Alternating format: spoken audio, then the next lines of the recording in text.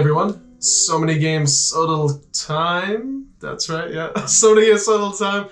Kine here. Joachim. And it's Christmas time. No, it's not Christmas time yet. Well, it's the holiday season. So we thought we'd do our top 5 games each that we think would be good for giving as a gift. Yeah.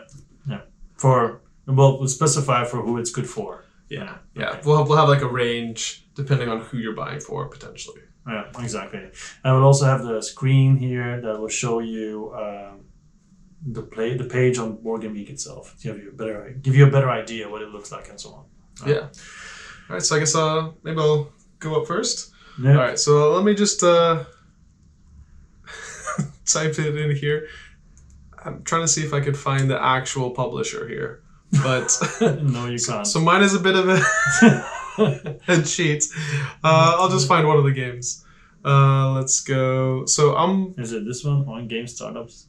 Yeah, but that's on Amazon, I think. Right. Let's just do. What's the name of the game? Well, there's like three of them. I guess yeah. Might as well look up startups. Okay. Oh yeah, Star. So, my first, I guess, recommendation would just be this particular publisher called Oink Games, and they make these small little games, like very tiny pocket games that fit in your pocket.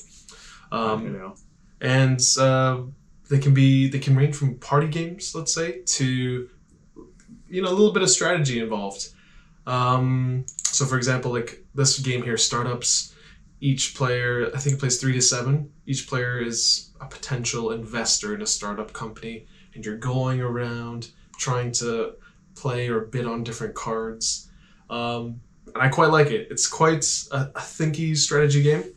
Not much rules, but it does take a few rounds for everyone to get into it, just to get the meta behind it. But Startups, there's also A Fake Artist Goes to New York, which is a great game. Essentially, one of you is a fake artist, and everyone has a different colored pen, and everyone except for the fake artist knows what we're drawing. So you draw a line, and you pass the paper around, and at the very end, you try to guess who the fake artist will be. That's actually cool. So there's like this is really fun. Like you get a lot of laughs around the table. Yeah. Also, I think it plays as low as 3 or 4. Maybe I think it starts at 5. What? Yeah, you get some. We've gotten some bizarre dogs and pizzas. But highly recommend this one as well. And I think the other Oink game that I want to talk about, you introduced to me, it was Deep Sea Adventure. Yeah, I have that one on my list as well, actually. Yeah? Yeah. Okay. And this one is just, I've played it a few times with Joachim, and I make a point to just make sure no one survives. Essentially. You go on a treasure hunt together, and you have a limited oxygen supply, and it's a shared oxygen supply. Mm-hmm. So you try to dive down and collect different valued items, essentially. But the crux is, the more items you have, the more oxygen it takes up, because you're exerting energy. Yeah. So you have to make your way down, but also make your way back up. And if you don't have enough oxygen, it's game over for everyone. Yeah. And I played that game, I played with my students as well. So you can play with anyone, basically. I played with my parents, but I played it with my students last Friday. And they quickly realized that, okay, I can't win. But if I just keep taking treasures, the oxygen is going to go down like crazy, and then no one can win. Mm-hmm. So there's definitely a strategy in the game. The game ended, there's 3 rounds, right? The game ended with 2 people surviving the last round, and then those were 1 and 2. So in the other 2 rounds, no one survived. Only in the last round, 2 people were able to make it back. So it's hilarious as well, and it's like a push your luck.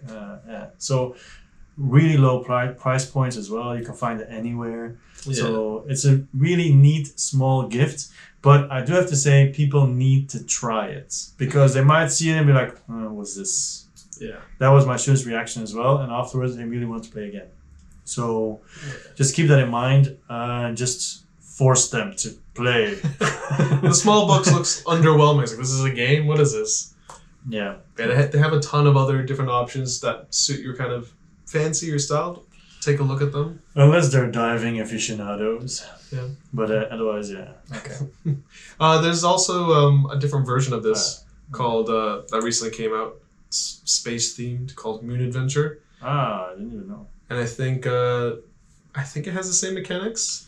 It's just re-implemented, yeah. Yeah. So probably the same thing. Just space themed. So if you like space a lot better. Well, from first views, I would say I prefer the other one better. Yeah. Oh, but it has different actions. It has cards here. Mechanic, Inventor, Lunar Rover, Veteran. Oh, so it's two roles? Yeah, and there's like bigger cards here with stuff. So I guess it introduces a bunch of new stuff. Okay, so I guess a heavier version. Yeah, because there's like these things in the middle as well. So yeah, and I don't see any option. So it re-implements it, but it seems to change quite a bit, to be honest. Yeah, just from judging this one picture. But yeah. It looks cool. Desperate mission to recover supplies on the moon. Okay. Survive magnetic storms and limited oxygen supply. So Okay, this introduces other stuff. Yeah. Okay. Might get this too. There you go. So you can read what it says here. Yeah. Obviously. Yeah. Okay. All right.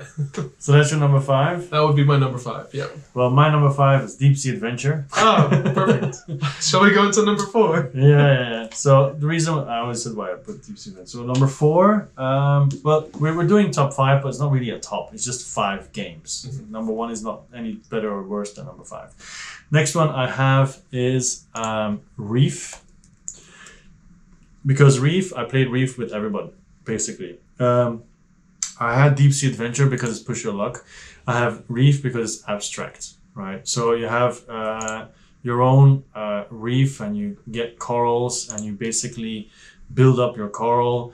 You take a card and you either choose the top action, which is no, that's not true. You take the card and you do the top action. So you take the 2 pieces, place it on your board, and then score the bottom action.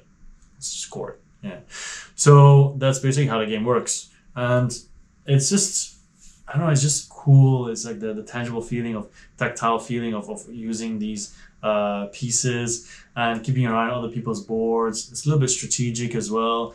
Everybody so far I've played with, they love playing it and they want to play again because like, okay, now I know what to do. Now I'm going to try and go for this because you have limited cards in your hand. So you have to decide, do I want to keep these cards that might give me a lot of money, or do I want to keep points, or do I want to keep building for this other one? Is it really worth it? Is it going to come up? Stuff like that. And yeah, it's just a lot of fun, to be honest, because I had a copy in Belgium and bought a copy here and then ever since I've had it, my friends keep on wanting to borrow it because they're like, oh, this is so good. I want to take it home, play with my other friends, blah, blah.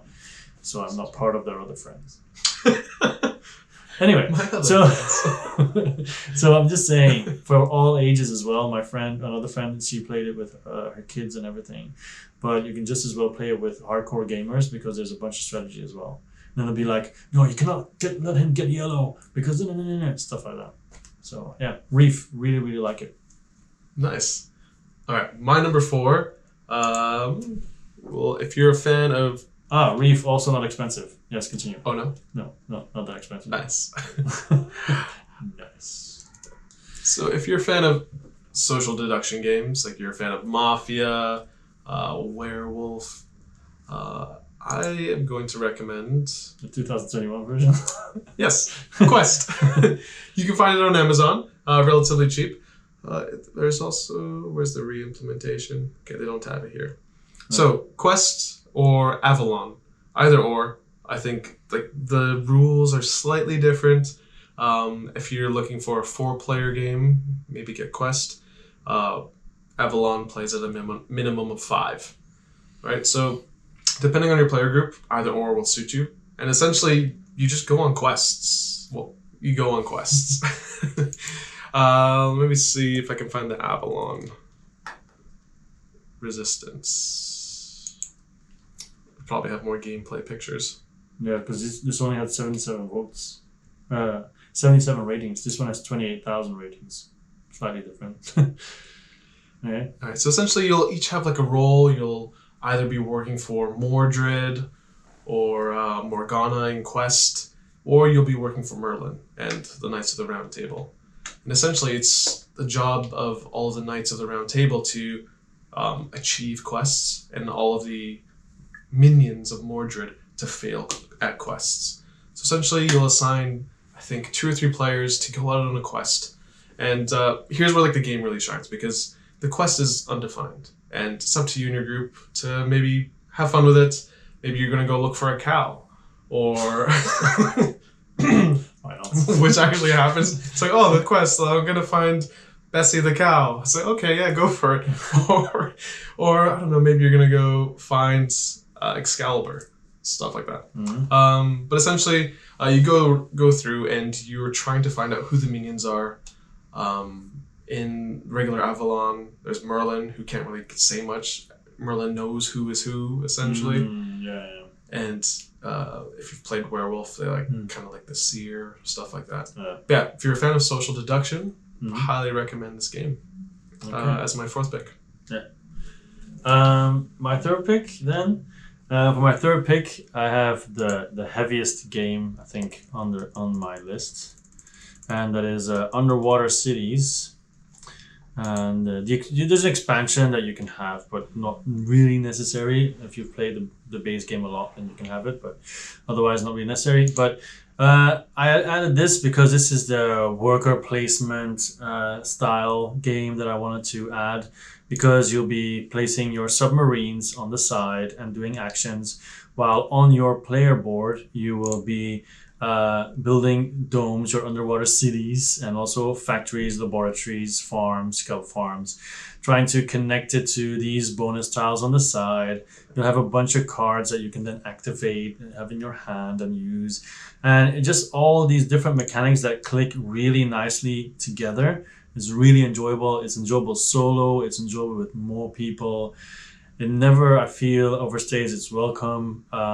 Just an all-around really, really nice game. And people also are immediately intrigued because it looks pretty, right? I mean, if you walk by and you see this, you're like, oh, cool, especially with the expansion, because the expansion gives you the recessed boards, right?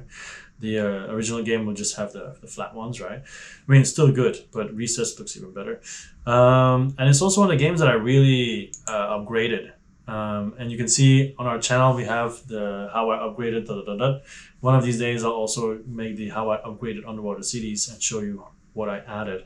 But really, really good game. You can see it gets 8.1 after 12,000 ratings as well. Price is just regular price for a board game, but I think anybody into board games who don't have this game, I think probably good chance that they're gonna like it if they don't already have it, of course, because rank overall 43rd. And strategy 33, so that's basically a good indicator of it being a good game. All right, that was what I would suggest. This is a good one. Like I was conflicted between this one or Terraforming Mars, and I think this is like kind of an easier game to get into than Terraforming Mars. That's why I chose this and not Terraforming. Yeah, nice. My number 3, it's a bit of a silly game. I think I'm more towards the silly, friendly games. His words. So, if you like racing games and you like betting money and gambling, I recommend Camel Up. Or Camel Cup, like some people say. Camel Cup. And it's just a pretty board. Like it's beautiful artwork, and you're bidding and betting on camels that are going around the board. There are a few actions you can do. An action would be to tap on this pyramid to get out some dice. Another action could be, okay, who do you think is going to come in first? Who do you think is going to come in last? And you do all these actions, and then eventually the round stops when you get all of the dice out on the board, essentially. And then you see where the camels are at, who's in first, who's in last, and who makes the most money at the end. Really fast-paced game. And just very quick. I've never played that. It's I think it plays up to 6 players. Yeah. The difference between this one and the first edition would be let me see if I can get a picture of it. These so the camels stack. Yeah. And they move with the stack. So let's say if the yellow one moved, they would all move. Oh, okay. Because that's what camels do. Yeah, they just ride each other. So the difference between the first edition and the second edition are these black and white camels. Now these black and white camels, they don't follow the rules and they go in reverse. They, instead of running forward, they run backwards. So what they do is if you land, let's say if this white camel were to move, it would move backwards, taking all of these camels with it and totally mess up your plans. So they add an interesting mechanic there to it. A nice wrinkle, yeah. And then you can also set traps, so if people land on specific spaces, then maybe they have to pay you money. Yeah, now I want to play it actually. Sounds good. cool. Plays at least 3, so 3 to 6. Yeah, that's my number 3. Because it's one of the games that is often discounted on Amazon as well. Because if it's a really popular game, they'll often discount it a little bit. All right, my number 2 is get out your coloring pencils.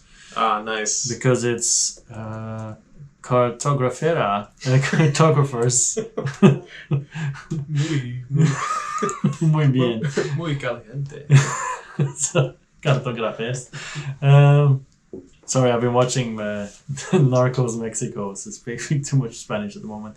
Okay, cartographers. I just recently got the Kickstarter for Heroes and the big box. You can see the unboxing. I've also introduced it to my students as usual. Half of them liked it. Half of them were like, I have no idea what's going on. So that's probably my fault. But the idea is that you have this empty map, and then you draw cards, and then you have to choose one of the options and draw it. And then there's also 4 scoring cards that will score 4 times. Well, 2 out of the 4 will score every season. And then, of course, according to that, you're going to draw. But the cool part about all that is that you have so much creativity. You can do something like look at all these pictures. It's not even gameplay. Like somebody even used Tetris pieces to make it. There's so many options that you can do. You can make really art pieces. Like look at this. People just normally like this is like super nicely drawn and everything. Yeah, legendary. I can understand it's legendary. But yeah, so if you're creative at all, if your kids are creative, this is really nice. You also have an app, by the way, but of course it's less creative.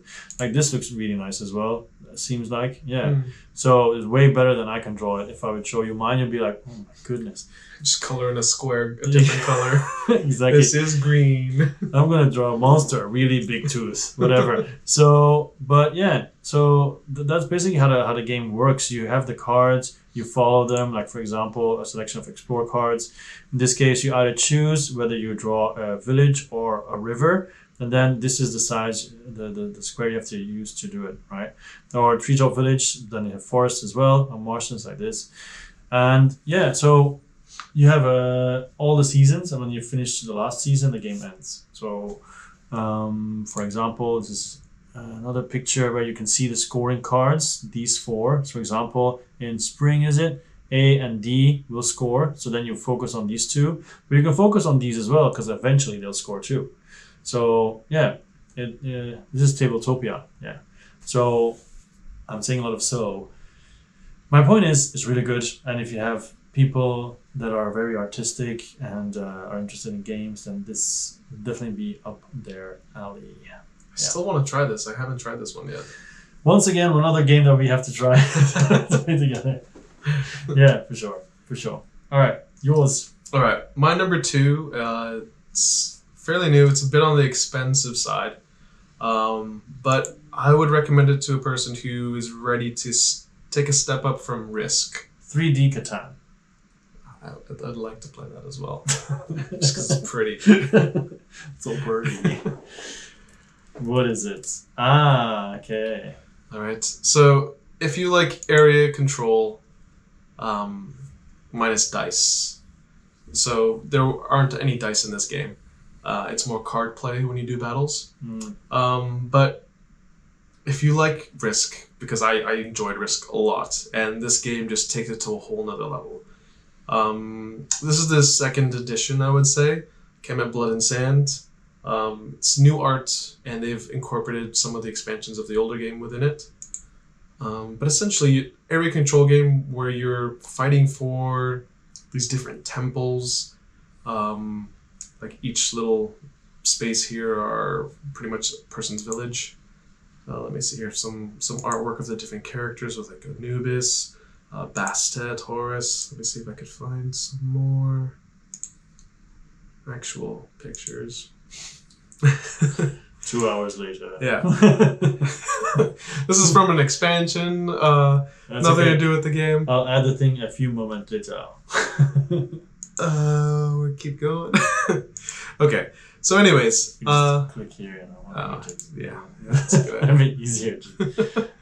So not only are you trying to, let's say, conquer Egypt, a major point is to build up your pyramids, right? So you have pyramids here. They build up to different levels. Now each level represents where are the power tiles? I don't have any power tiles. Evolution or something. Yeah. Yeah. So each one represents a different set of power tiles or upgrades that you can have for your particular armies.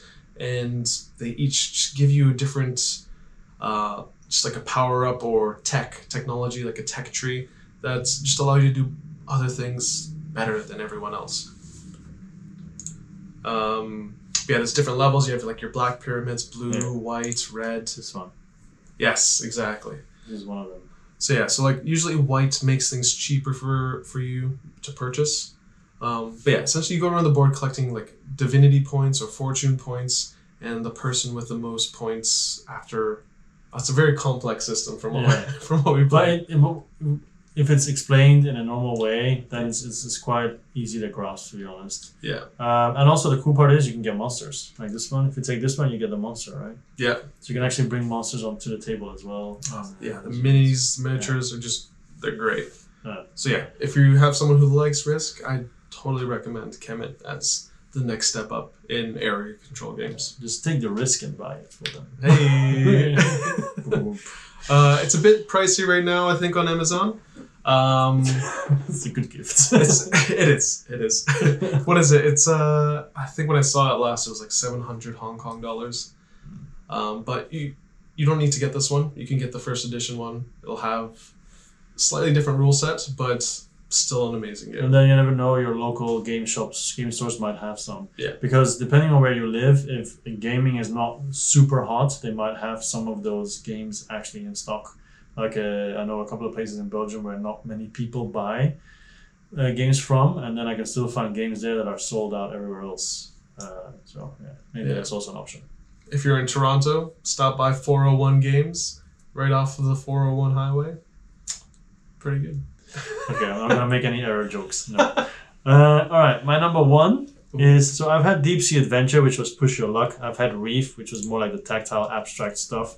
I had Underwater Cities, which was like more worker placement. I had Cartographers, which is like actual drawing and roll and write kind of, but roll and draw, or actually flip and draw, whatever, flip and write. And now I have a more like dice rolling, but also kind of deck building Seasons, which has been my number one many years, sometimes not, sometimes yes, but really this is my favorite game. I've played it so many times. I never get tired of it. It is beautiful. Yeah. It has so many combos, especially if you get the expansions. The dice are just so nice to throw. Yeah, like this is just a box, but you can already see that the dice are super big and chunky, right? And it's very satisfying to roll them. Tons of cards, very beautiful artwork, really work together well. I think these are the cards. Let's see if I can zoom in a bit more. Like, it just shows you how beautiful it is, right? And they all have really cool effects. Some effects just let you combo like crazy. So the way the game works is in the beginning of the game, you choose through draft, end up with 9 cards. 3 of them you put for the third year, the other 3 for the second year, and you start with 3 cards.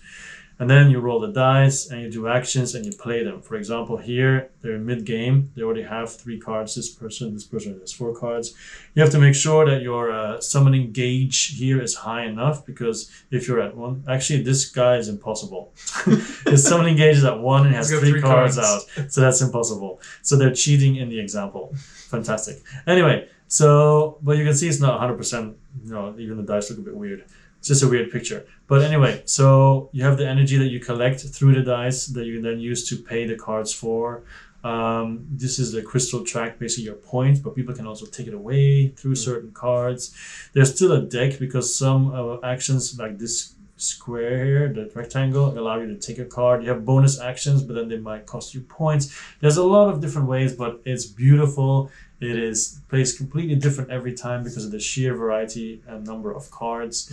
And I literally never get tired of it. And also upgraded a little bit with Geek Bits for these tokens.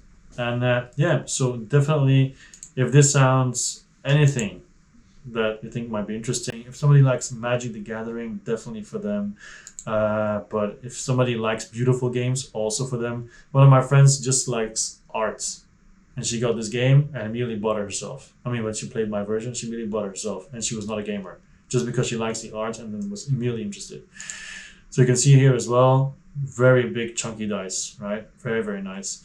Lots of cards in this case. This person did not cheat. And you can play with many people as well. There's also solo variants online that you can play. All right, seasons. Number one. Well, like I said, position doesn't matter, but this is the last one. Yeah. Nice. All right. My number one, if you're into the Cult of the New, we played this last week. Still need to do that video. Eventually it'll be online. Now, if you're into being an explorer and into the Indiana Jones theme, the artwork of this game is fantastic. Lost Ruins of Arnak, fairly new game. Let's see if I can get a better one. And you are exploring an island. And I have to say this game is like fairly light to middleweight. It's not that hard to get into. Kind of like a gateway, but a bit more than a gateway, I have to say. And you're building out a deck of cards, which you can purchase, different tools to help you out. And you go on to the expeditions and quests, well, not quests, but dig sites to dig up these different locations on here. And essentially, what you're doing is you're just trying to get the most points out of the game, essentially. You can do research on a science track. You can defeat or conquer different guardians or monsters that you encounter throughout the island. And I don't know, I'm always down to play this game. I know. Always down to play this game. There's a free solo mode where it goes through a story where you have to find a doctor who's missing on the island. There's just so much going on in this little game. Relatively cheap, I'd say, for the quality of the components and just the artwork. And also, I think if you look at the most popular games in the last 5 years, two names immediately come to mind, and that's Wingspan and Lost Ruins of Arnak. Those two, both when they came out, just exploded. Everybody was playing it. Everybody was really excited by it. So I think definitely, like you said, put on Indiana Jones, whatever, play this game, and definitely. I agree this would be a really good gift. Yeah. And they're coming out with a new expansion, which gives each player their own asymmetric ability. So, like, you have a maximum of 4 players, and everyone just has the same kind of abilities. Yeah. Where was kind of worker placement deck building. Yeah. But yeah, that's my number one, Lost Ruins of Arnak. Okay, cool. And we have reached the end of this top 5 gifts, right? Yeah, gifts. We can actually do multiple of these, more gifts, but I think this is a good start to begin with. Let us know if you agree with how we feel about these games or not, and if you would actually think it's a good gift for the people that you know or not, or for you.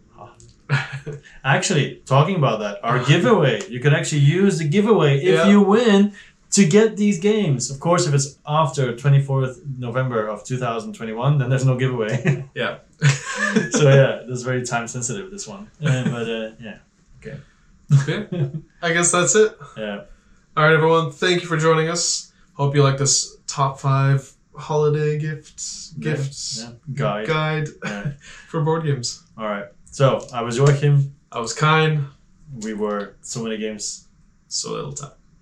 Bye-bye.